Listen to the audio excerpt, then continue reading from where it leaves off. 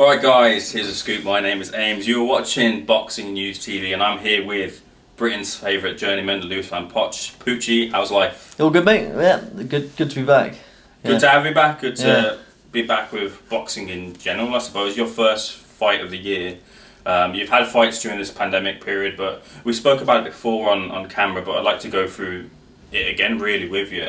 Like, how's this kind of period been for someone like yourself who's essentially, the cliche gets thrown around about being the lifeblood of the sport, but I suppose in your sort of sense you've kind of been drained of opportunities, so like, how's that kind of been for you? Frustrating. I had lost faith in it, to be honest.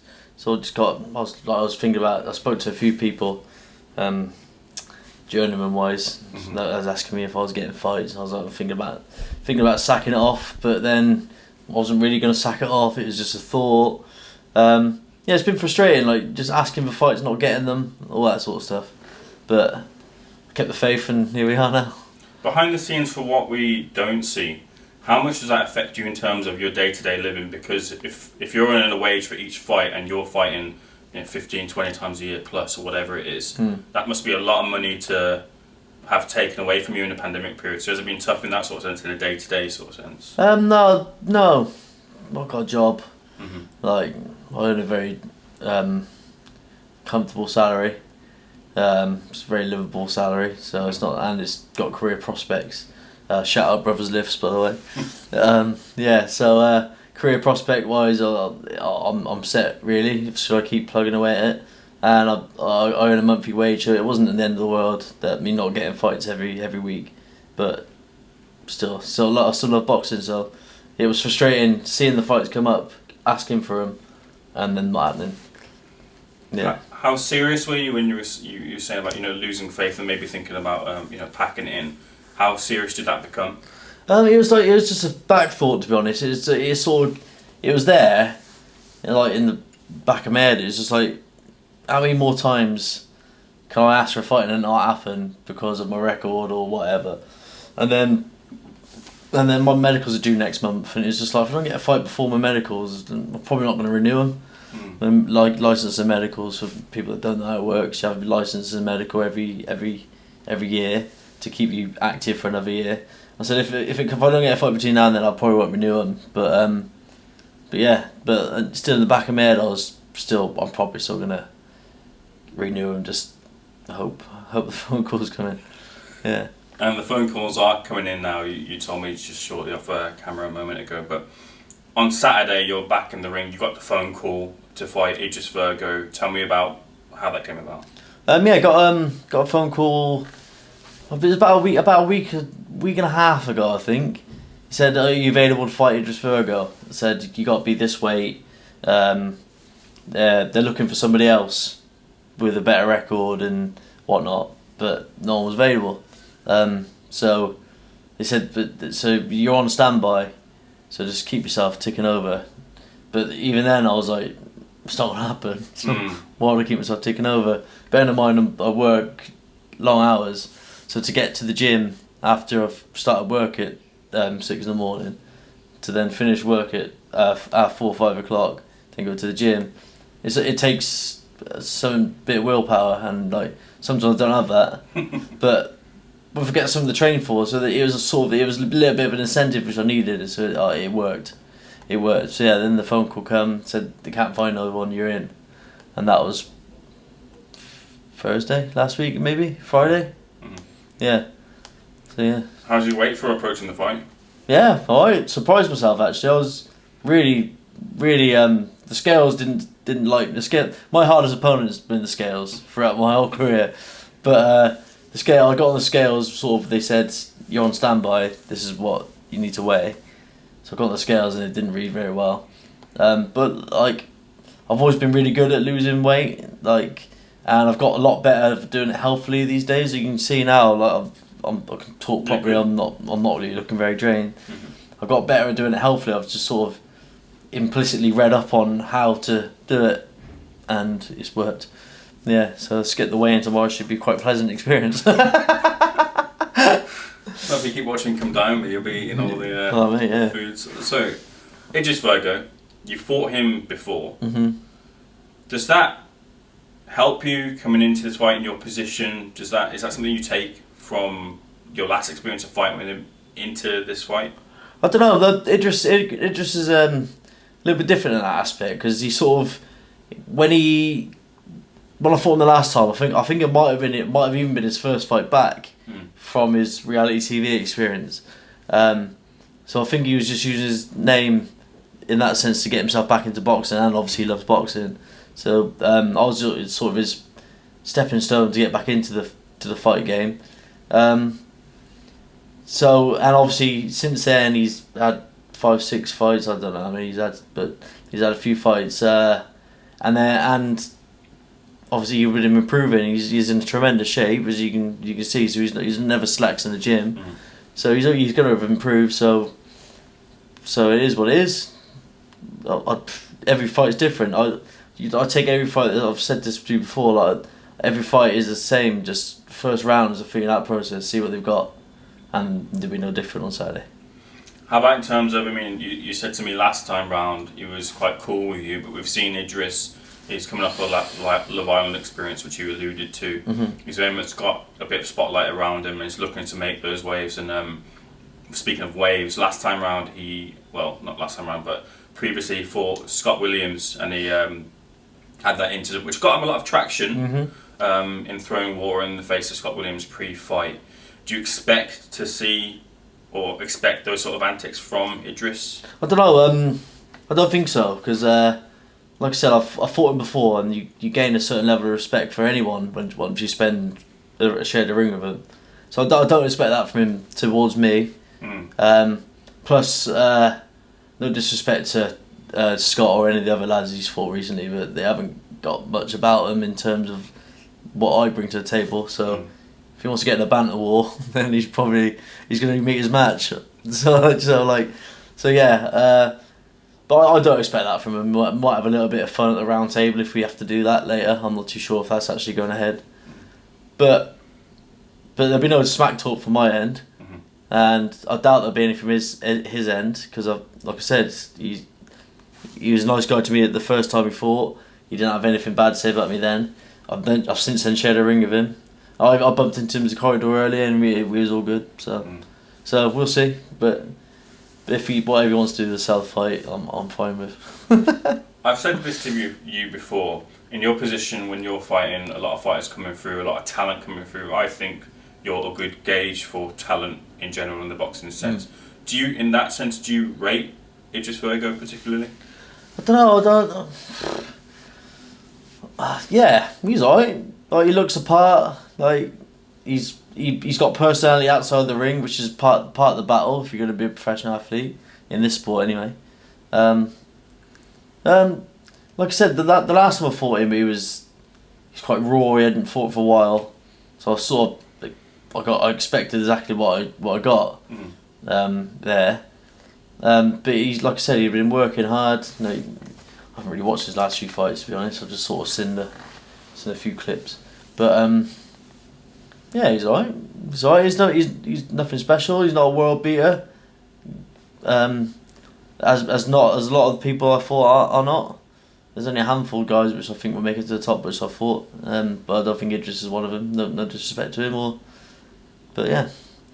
Someone I know you have fought who you do rate very highly, want to get your thoughts on, is Lerone Richards.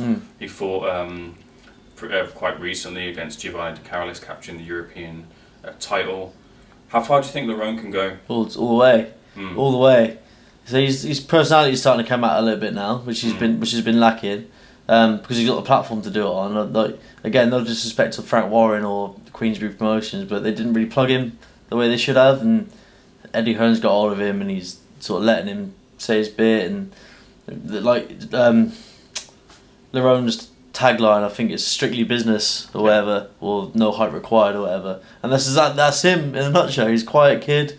Like when I fought him, he ring walked to Buffaloes or just something really calm, like Bob Marley song. I was like, that's him in a nutshell. You see him just walking to the ring, but as soon as the bell went, quite spiteful, and I think when I fought him, it was quite annoying actually. When I fought him, he got told by Warren that he needs to make a statement here. So he come out and actually put it on me. When his fight, even all his fights since, he've just been scoring shots and looking classy. So I just walked into a whirlwind that night. So tell me then, because the slight criticism that comes towards Lerone is about whether he carries the power or not. Yeah. So you must have felt that. Does he have that power to contend higher up? I think so. I think so. Like, and he's doing a lot of strength and conditioning work now, so he's obviously working on it. But when I fought him, he did have heavy hands, snappy, and speed kills, is the saying, as you know. But yeah, he caught me the right hook as I slipped, and bang, my legs went. And I don't get hurt very often. So to hurt and wobble me, you got to have something in there, and I think he had it. So you're now in a position where you've gone from having no or little fights on the table, or fights that you wanted, pulling out essentially, you couldn't get them. But now you told me off camera, you're now in a position where you're pretty much booked now for a long period of time. Do those bookings include a fight with Tommy Fury? No. Again, I spot us. And he's fighting Andy Bishop next. This is not common knowledge, but I don't mind letting the cat out of the bag. Andy Bishop, good journeyman, tough as they come. But, and I said this to him myself, I said, no disrespect to you, Andy, but you haven't won a fight. And that's what they're going for at the moment. I put my name out there every time Tommy Fury has been announced that he's fighting. First one on the phone, bang, can I fight him? We'll see, mate, we'll see. And then, so they haven't given to us. I saw Tommy Fury was fighting. Andy said he was fighting. Said, who are you fighting? He said, I'm fighting Tommy Fury. I was like, for fuck's sake. What have I got to do, man? Yeah. But yeah, they're just going for people that haven't got a win. I'm not really too sure why. If you can't beat me, then you're not going to go anywhere. That's the way I see it. So, who knows, after they fight Andy, be a tough night's work for him maybe, because Andy's slippery, and he loves to throw his own shots back at you, so it could be a tough night's work for Tommy. So who knows, we'll see. Why do you think you say you don't know why you haven't got, but do you have an inkling as to why you haven't got the fight? Do you think maybe they're just looking to bring him on slowly before? Yeah, maybe. Maybe. He's a big lad. I don't know why they won't fight me. He's literally twice my size. We both weigh the same ish on the scales anyway. But everything's in his favour. It's his promotion. He's a Fury brother. He's bigger than me. Seems to be stronger than me. I don't see why they don't want to have the fight. And yeah, they're just building him up slowly. But there comes a point where you're gonna have to put him in with someone that's gonna give you something to think about. Andy would do that to some extent, but he's completely different sort of style, and I just don't want to sound too arrogant here, but I think I'm a step up in journeyman than the people that he's been fighting already. Again, no disrespect to any of those lads. I like all those lads. They're all my friends within the boxing circles, but I like to think that I'm in the top echelon of road warriors now.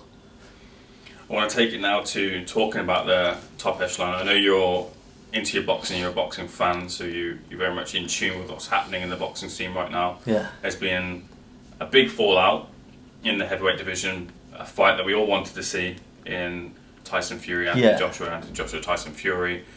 What's your take on us? It looks like we're not going to get that fight now. I don't know. I think that we will get the fight. I think basically what's going to happen now is Wilder's won his case, then that's his clout now. That's his pulling power. That's his negotiational power. So if Shelley Finkel and JD's and whatever 16 managers he's got under there do all their job, then he's gone in and said, I want 25 million or whatever he's gone in with. That's a high. He knows he's not going to get that. That's stupid. That's a stupid thing to go in. But if they go in there and negotiate him down, I don't know what step aside money is. I've never had step aside money, and I've never operated at that level. But let's say a standard step aside money for a middleweight fight is 500k, a million, and the purse is only 3 million for the home fighter and 1 million for the away fighter. Then surely because there's 125 million on the table, they can settle at 5-10 million for him. And I don't know about you, but if I'm given £5 or £10 million to do absolutely nothing, I'm doing it. Especially if there's something in the contract that guarantees me another payday thereafter. That's how I would see it. So that's what I think is going to play out over the next week or two.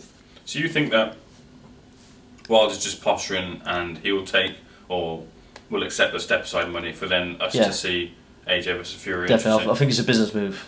Because it did seem like from, I think, the Instagram post from Malik Scott, who he's training with now, he said, look, we're completely rejecting any step aside money. We want their retribution from their perspective. If the price is right, you'd be stupid not to, especially if you can get the contract written up that maybe like us, Ade Oladipo said on his channel, that what they should do is go in with that negotiational money, take the step aside money, but make sure that in the contract is maybe scrap the second fight and then you fight the winner of this fight, and then the winner fights the loser of this fight or whatever fights again. There'd be some sort of free fight contract in place with Wilder written into it. That's what I think could happen. But yeah, they'd be stupid not to. Like, especially the way you got absolutely battered in your very last fight, which was flipping 2 years ago now. Like, have a fight in the interim, have a scrap, knock someone out, I don't know who they got there. Even fight someone like Charles Martin. Charles Martin, technically good name on paper. He's come back with a couple of wins recently. Like, do it. In the case of, let's say, they're not posturing, they do want the rematch with Tyson Fury and they do get it. Do you see it going the same way as what we saw in the second fight? Yeah, I think so. Like, having all that time out the ring, I don't know if he has been training. Doesn't seem to have been doing too much. Not focused training anyway. You can't have that sort of improvement, especially like when you've got a battle in the demons going on. If you're knocked out and beaten up for 7 rounds, I think they should. I think they should just have an interim fight, blow the cobwebs out, go into a big fight via negotiating through the step aside money and whatnot. What about, so if that's the case, then that would leave Anthony Joshua in a position where he'd have to defend his mandatory against Alexander Usyk for the WBO title. Yeah. Do you see that being a tricky fight for Anthony Joshua? Don't know. He's not really proven himself properly at heavyweight, is he?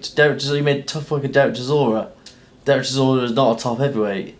He's a C-level heavyweight, realistically. B-level for being kind. I like Derek Chisora, so I'm going to give him B-level. I don't want him coming after me if he sees it. But yeah, he's not an A-class heavyweight. Anthony Joshua is. So I just think he should do a Usyk with the size, reach, height advantage. But you never know. Boxing skills pay the bills. So if Alexander can box smartly and outpoint Anthony Joshua, then he's got a shout. But I just think the crop of heavyweights at the moment are too big for the size of Usyk. What does he weigh? Like 215, 220? Yeah. And he's like 6'3". That's not big in heavyweight terms. That's big bump for me, today to me. But I'm 5'6" on tiptoes, so. I thought you were taller than me. Mate, don't be too kind. Right, so finally I just wanted to touch on, maybe we do get that undisputed clash up at heavyweight, maybe we don't, but something's for certain that we will be getting an undisputed clash at super lightweight.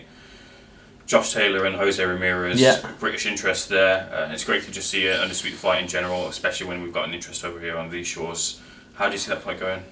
I don't really know too much about Ramirez, to be honest. I'm an avid boxing fan. I follow boxing a lot, but he's one that just has never been on my radar. Never really followed him. But Josh Taylor's bloody good, isn't he? Yeah. So I'll be going with Josh Taylor, just purely from a bias point of view, really. And Scotland, Glasgow is one of my favourite places in the world. So I'm going to bat the Ouija. Well, hopefully Coventry will become one of your favourite places in the world now that you're boxing here on Saturday night against Idris Virgo. Lewis, let's leave that there. Where can we find you on social media? At Pootchi17, POOCHI_17, and that's it. Brilliant, appreciate that, Lewis. What's the names? Top man.